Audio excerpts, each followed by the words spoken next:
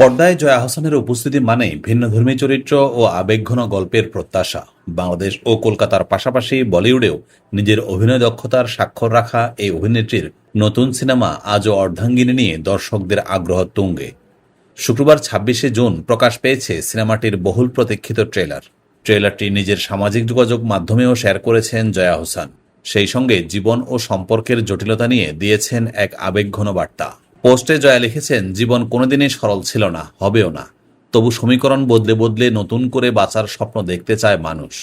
সম্পর্কের নানা স্তর নিয়ে তিনি আরও লেখেন, এই অনন্ত খোঁজের খেলায় কোনো প্রাক্তন বা বর্তমানের ভেদাভেদ থাকে না, সব গণ্ডি মুছে যায়।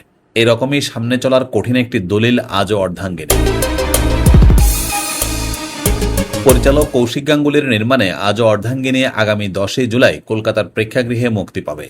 এটি 2023 সালে মুক্তিপ্রাপ্ত অর্ধাঙ্গিনী সিনেমার সিকুয়েল। প্রথম চলচ্চিত্রটি সম্পর্কে ভাঙন, ভালোবাসা, অভিমান ও ক্ষমার মতো সূক্ষ্ম আবেগকে কেন্দ্র করে নির্মিত হয়েছিল এবং দর্শক সমালোচকদের প্রশংসা কুড়িয়েছিল। সিনেমাটি নিয়ে আগেই নিজের উচ্ছ্বাস প্রকাশ করেছিলেন জয়া আহসান। তার ভাষায় অর্ধাঙ্গিনী অত্যন্ত পরিণত ও সংবেদনশীল একটি গল্প। সেই গল্পের পরবর্তী অধ্যায়ে কাজ করতে পারাটা আমার জন্য ভীষণ আনন্দের।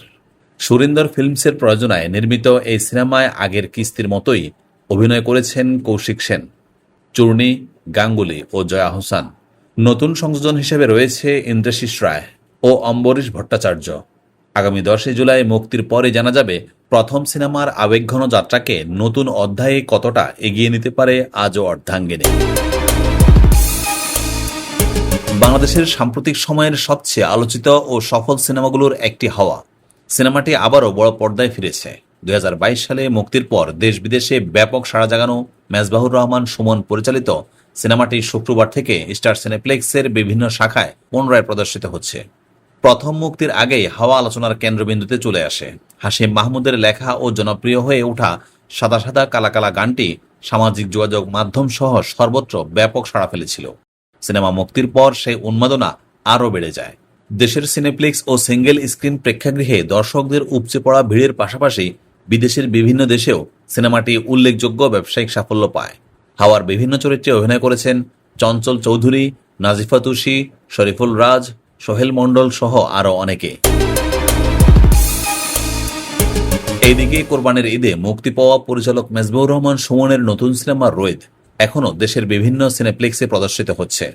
সিনেমাটিতে অভিনয় করেছেন মোস্তাফিজুর নূর ইমরান, নাজিফা তুষি, গাজী রাকায়েত সহ একদল অভিনয় শিল্পী। শুধু হাওয়া নয়, স্টার সিনেপ্লেক্সে পুনঃমুক্তি পেয়েছে এম রহিম পরিচালিত জঙ্গলি সিনেমাটিও। গত বছরের রোজার ঈদে মুক্তি পাওয়া এই সিনেমাতে অভিনয় করেছেন সিয়াম আহমেদ, শবনম বুবলি, প্রার্থনা ফারদিন দিঘি সহ আরও অনেকে। ফলে নতুন সিনেমার পাশাপাশি দর্শকদের জন্য জনপ্রিয় দুটি আলোচিত সিনেমাও আবার বড় পর্দায় উপভোগের সুযোগ তৈরি হয়েছে।